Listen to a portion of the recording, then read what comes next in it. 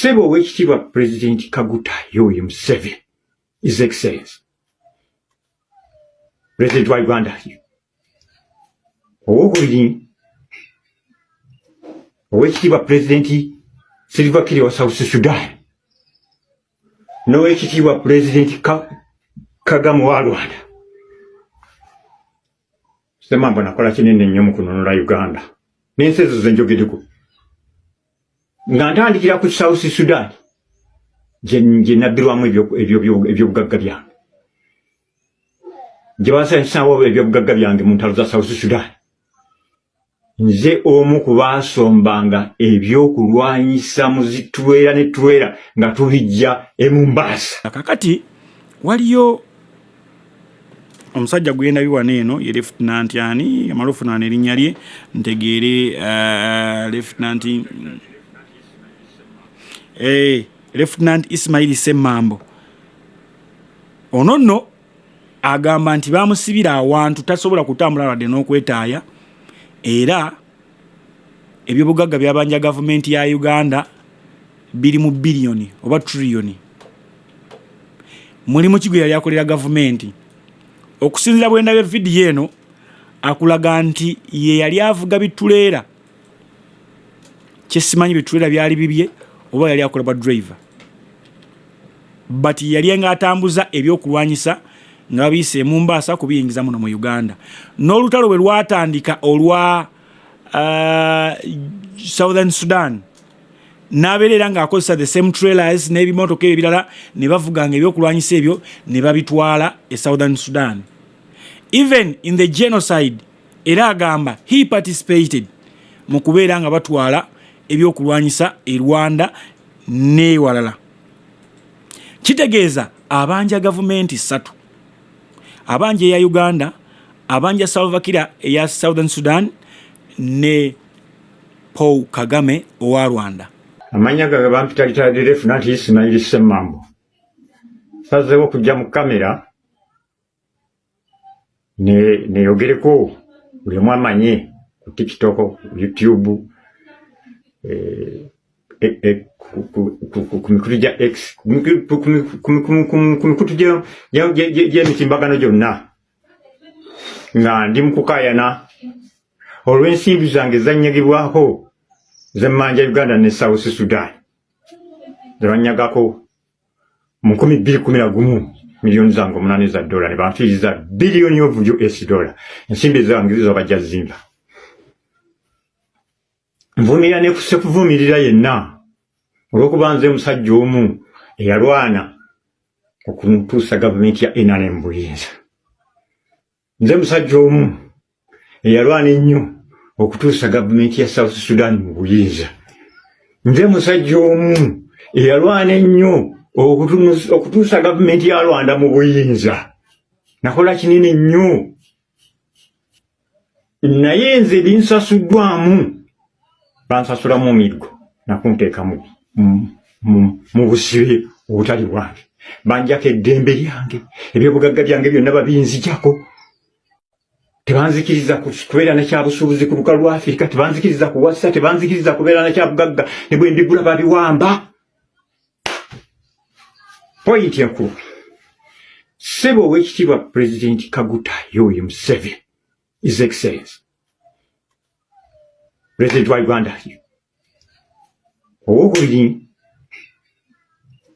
owekitiibwa President Salva Kiir wa South Sudan, n'owekitiibwa President Kagame wa Rwanda. Semambo nakola kinene nnyo mu kununula Uganda n'ensi ezo ze njogeddeko. Nga ntandikira ku South Sudan gye nabbirwamu ebyobugagga byange, gye basasawo ebyobugagga byange mu ntalo za South Sudan. Nze omu ku baasombanga ebyokulwanyisa muzitwera ne twera nga tubijja e Mombasa n'afande Toliki ansonyiwa okwogerako afande okwasanguza abadde omulamuzi w'ekkooti ya UPDF ng'ebintu ebyo tubitwala mpaka tubiyisa kitigu kubanga eggulu baali UNing maze okusooyo natti nga tebakyakkiriza kuyisaayo kintu kyonna kigenda mu South Sudan nga tubikukusa ne tubiyiseeyo ne tubitwala eyo mu nkunya nga tuyingidde mu Sudan eyo toliiti eyo mu munda abasirikale ne tukuŋŋaana awo ne tukuteekako saako y'amagye bali aba SPLA ne bajja ne babitwala ne bamala obipakulula kukujja ku mamotoka ne babikomyawo ne bakomya emmotoka ne tukomawo n'emmotoka zaffe nga tutwala emmotoka ezisoba mu 250 naye kino kye bansasuddemu ng'ate nalwana nnyo okulaba nga South Sudan yawangula olutalo lwe yaliko. Nze musajja omwe yatambuza ebigere okuva e Matugga. Ne tugenda ne Bafande Kagame. Ne tugenda ku lusozi lw'Enzooli. Ne bannonda n'Afande Mande okugenda okununula tata wa His Excellency nga amagye g'Obote gamuwambidde embalala. Nga bamusibye bamukubye ekkooti zonna baziza ne taata wa Mande naye nga bamukubye ku emiggo ne tubanunula olutani luddamu nga Afande His Excellency ali Nairobi ali kuteesa ne Kitokero lutwa. Naye ekinsasuddwamu kyekino kibansasuddemu ng'ate sijja kukkiriza. N'olwekyo ntandise okweteeka mu kamera njagala bansasula ensimbi zange zonna. Era ngenda kuteeka obutambi ku mitimbagano. Obutambi obuwera ddala emitwalo 3,442 nga ndaga engeri ensimbi zange gye zijje zinyagibwamu. So nga na wano mu Uganda ebyobugagga byange binyagiddwako eka banyagirayo ebyobugagga byange ebiwera milioni 16,800 nga bampambye ne banteeka mu balakisi y'eggulu. Ne Galuga naye ne bawambira ebyobugagga yange mu disitulikiti y'e Wakiso. Ebiweramu obukadde 15,000 nakati bakyabirina. Buli wenteeka ekyobugagga kyange bakiwamba. Kale nabagamba temuwuliriza bintu bya Ssemambo ekyo mwerimba. His Excellency nsaba Afande General Salim Saleh ne His Excellency President wa Uganda ne President wa South Sudan, Ambassador wa Uganda mu Uganda, manya mu South Sudan, Ambassador wa South Sudan mu Uganda, mutule bangu wansi.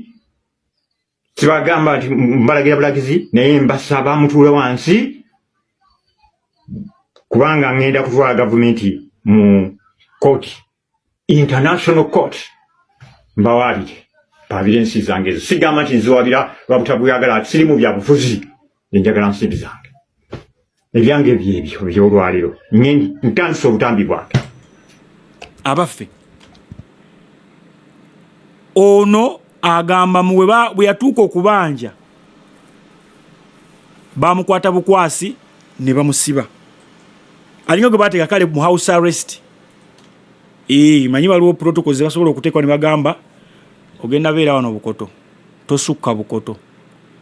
Woofulumira ekibuga Bukoto, akatawuni k'ebukoto n'oyingira kamooca amasasi gagenda kulya. Ne bakuteekako n'abakumonitaringa. Omusajja ono avuddeyo n'agamba agenda kukola several videos zagenda okukola ng'alaga obutali bumativu n'okubanja. Myaka gya muzeeyo ono ndaba gigenderedde. Byabanja anaabifuna. Bannange, njagala kuwa advice bantu. Ebintu bya gavumenti bino bw'obanga okola kola mulo. Ng'ebyo bisuubira nti bajja kukuluma.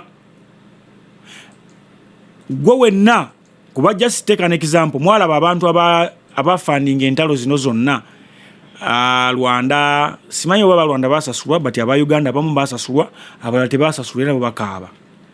Kitegeeza ki nti bw'oba participating mu struggle kati eno ya Bobi Wine buli kyokola kikole mulo nga tosuubirayo kusasula oba kuliyirira.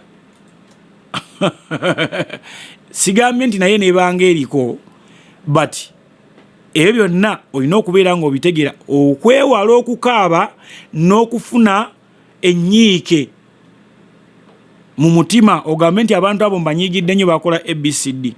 Nalaba yali taata wa Nabukenya eyajja ng'aleese ssente bwe baali basonda ssente za NUP, yaleeta ssente n'awaayo, but oyo yandibadde anyiiga n'agamba nti oba oli awo Kyagulanyi yattisa omwana wange ng'abamu bwe babyogera mu bibwaini attisa abaana akola atya. Naye abaana abo si abayita okuva ewaka, wabula bavaayo olw'embeera embi ebeere banyigiriza ne beegatta ku oyo asazeewo abalwanirire n'okumalawo embeera embi. Kati muzeeyo ono oba oli awo naye yalaba nga waaliwo need. Ekya Uganda nze njagamba wali olwanirira when there was a cause and a need. But ekya Southern Sudan eyo wali oli mu business, kitegeeza ki?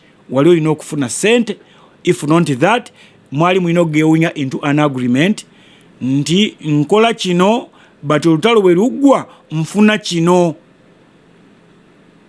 ne bibeerawo, oba ontegeera. But bwe biba nga tebiri bwe bityo ojja kwekanga nga muzeeyi bambi Ismaili, Lieutenant Ismaili, ekituufu kiri nti wandibanga waggwayo. Wala omuntu gw'otagenda banja kati obanje Salva Kiir obanje His Excellency Paul Kagame. My friend, do you know what it means to kubanja the simani Salva Kiir ndoze sijeno oli General Paul Kagame ono General Yoweri Kaguta Museveni.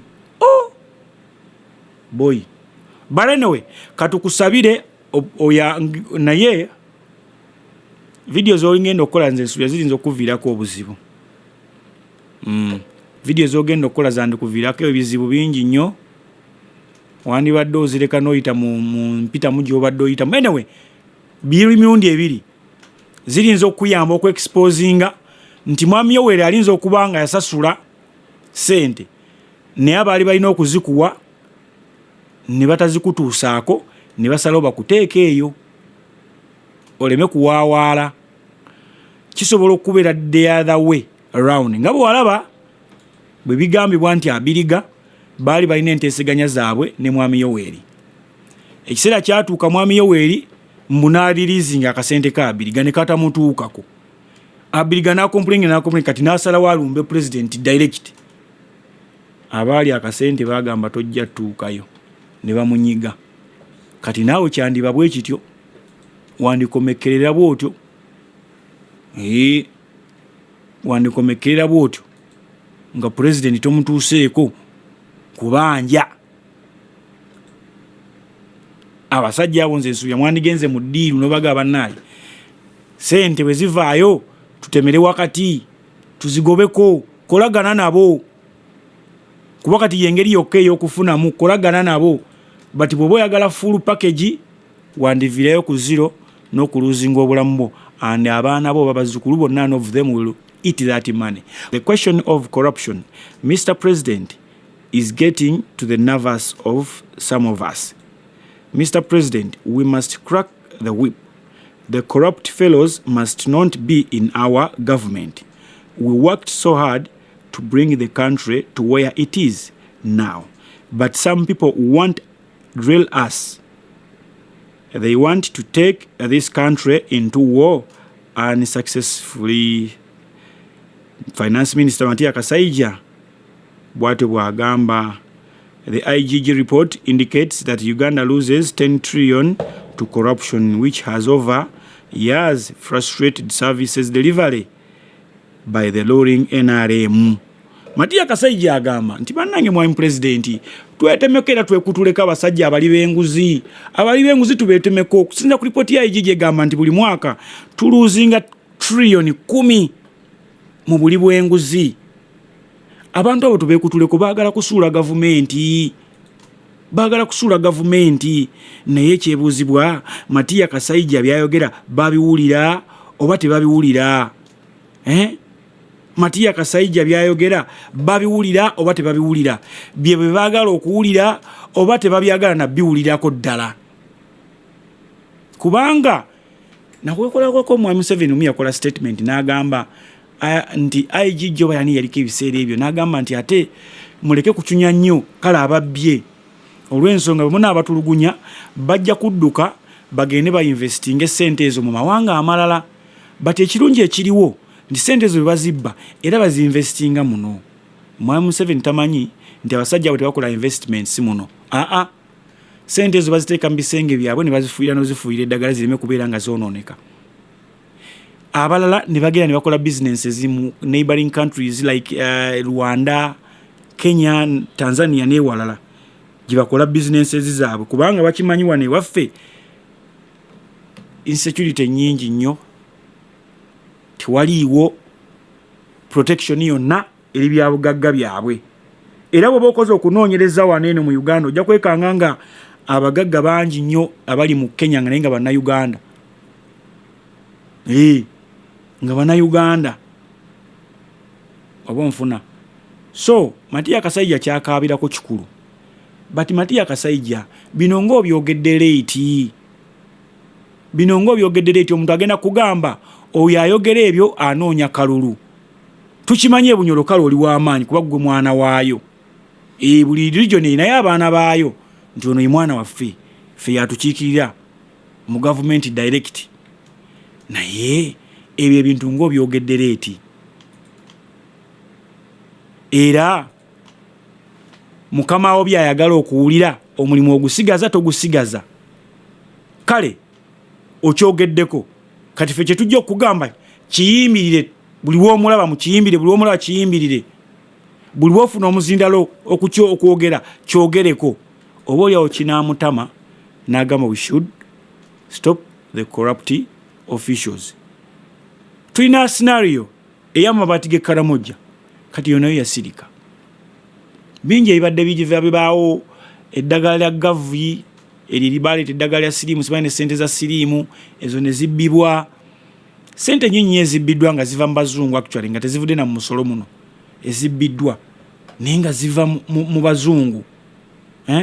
Ssente ezo nga ziva mu bazungu naye ne zitakola bye zirina kukola. Oba ontegedde?